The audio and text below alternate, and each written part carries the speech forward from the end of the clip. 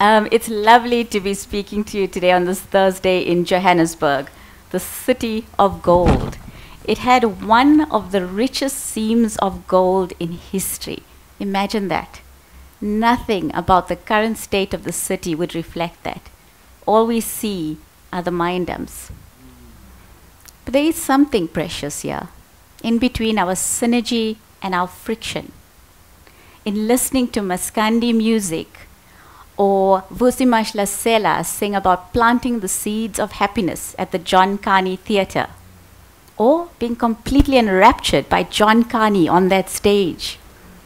And from a long, long time ago, waking up on a Sunday morning with all your cousins at your grandmother's house, listening to Sunday Bloody Sunday.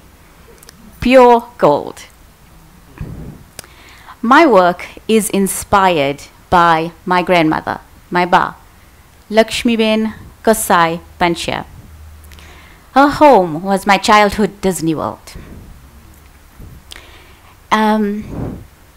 So she developed Alzheimer's disease, which is why I started doing what I was doing. So I started looking at how to actually reduce the risk of illnesses such as Alzheimer's disease and depression. But more than that, to look at to keep the brain healthy. Because we need a healthy brain to problem solve effectively, to make decisions, to change behavior when we need to imagine and create a different future. But I'm not only inspired by her illness, but by the way she lived her life, by her values and her undervalued knowledge. Within our families, within our communities, within our cultures and traditions, we have the resources to support better brain health. This is our cultural inheritance. Now, there are many examples of this, but the one I really do enjoy telling, and I think that illustrates this beautifully, is the story of a sculptor, Putuma Sioka. He started having recurrent nightmares. And because he started having these recurrent nightmares, actually, I'm going to step back. What was he actually sculpting? What was he sculpting? You see him actually wrestling with a snake larger than himself. You see these otherworldly, frightening creatures. And you see, amongst all these frightening creatures, you see some rather recognizable politicians who I won't name. So he started having these recurrent nightmares, represented in his sculpture. What did he do? He went to see a traditional healer in his village.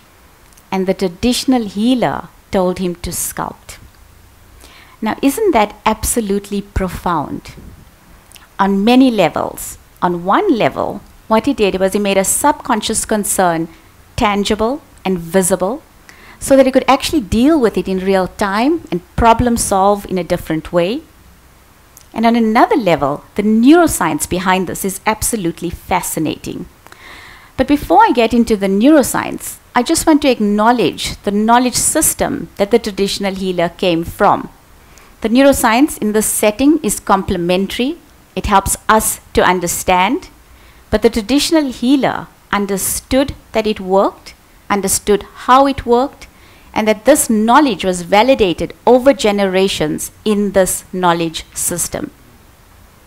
But the neuroscience is fascinating. I love art galleries. And so actually understanding, what art was doing to my brain was like, that's absolutely incredible. One of the aha moments. A bit like actually when I found out what falling in love does to the brain. It switches off your decision-making capacity, judgment. But back to the neuroscience of art. So what does it do? It activates this network in the brain that actually allows us to remember our past events. So we reflect on our past events. It allows us to project into the future.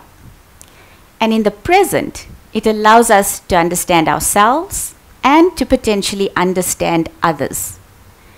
So it's a self-referential network, right? It increases self-awareness so we can problem solve effectively with regard to ourselves, understanding what works for us, what doesn't work for us, or ignoring it even when we know better. What else does the research say? Creating art has been shown to actually reduce heart rate, reduce blood pressure, reduce cortisol levels. All of these go up when we are exceptionally stressed. All of these increase your risk of hypertension, diabetes, stroke, heart attack, and other illnesses. So it really can have quite a profound impact on your health. Creating art has also been shown to actually improve psychological resilience, our ability to cope with and heal from specific stresses. So to actually transcend the stressor. So what the traditional healer did was he empowered Putuma Sioka with a specific practical tool that allowed him to manage his stress effectively, improve his psychological resilience, understand himself so that he could work out what he had to do. That's absolutely incredible. Nothing in my 12 years of medical training would have allowed me to prescribe sculpture for insomnia or nightmares. And yet, only one of these is considered access to health care. Your training in only one of these knowledge systems is acknowledged as you having received an education and that you are educated. Why? Why are we ignoring a potential resource that we have to support better brain health and mental wellness to allow us to cope and to heal? And I was thinking about this. It's a bit like having this beautiful map of London. And it really is. You know, the graphic design is brilliant. The images of all those gold-plated artifacts are really pretty. The colors are well coordinated. Some things are mislabeled. The low emission zones are not well marked, so it causes you endless problems. But you really, really love this map.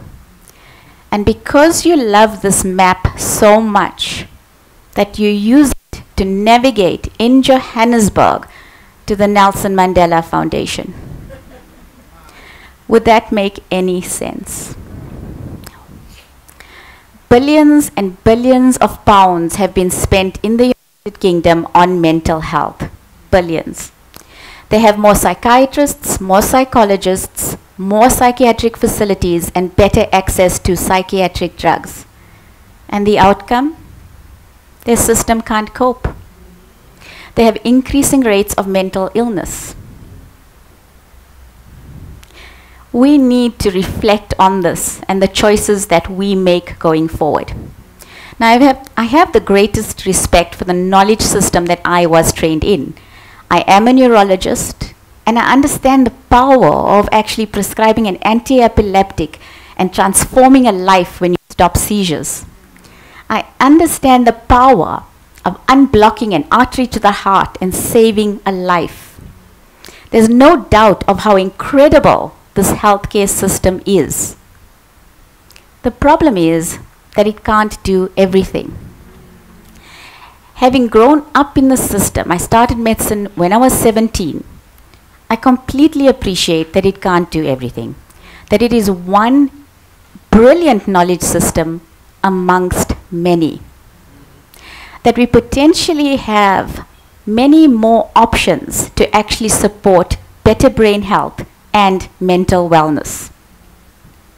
So let's explore this a little bit further in terms of specific activities that have been shown to actually keep your brain healthy, and a cultural example that we could potentially adopt right now, and it could reduce your risk of illnesses and improve your health overall. So not just reduce your risk of illnesses. Keeping your brain active, right? You could keep your brain active by playing the mbira or the uhadi, or learning intricate beadwork, or learning to put on a sari. You should really try. It's quite tricky.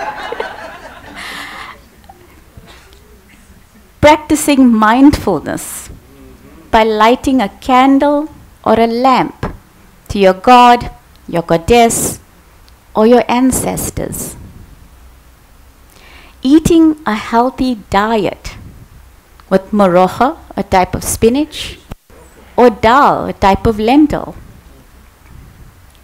Creating strong social bonds by waking up on a Sunday morning at your grandmother's house. Now the thing is, we don't actually use the terms that are used in medical literature to describe these, right? We don't use the term brain health, mental health. We don't use the term brain stimulation, intergenerational living, mindfulness. Because we don't use the terms, doesn't mean we don't have it. It's completely embedded in the way we live.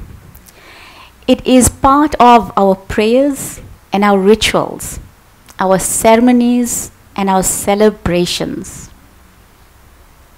It is a cultural wealth, a cultural inheritance, our seam of gold. And before it is mined and extracted and repackaged to us in sterile forms, we need to protect and nurture this resource. We need to invest in our cultural capital for better brain health so that we can cope, heal, and thrive. Thank you.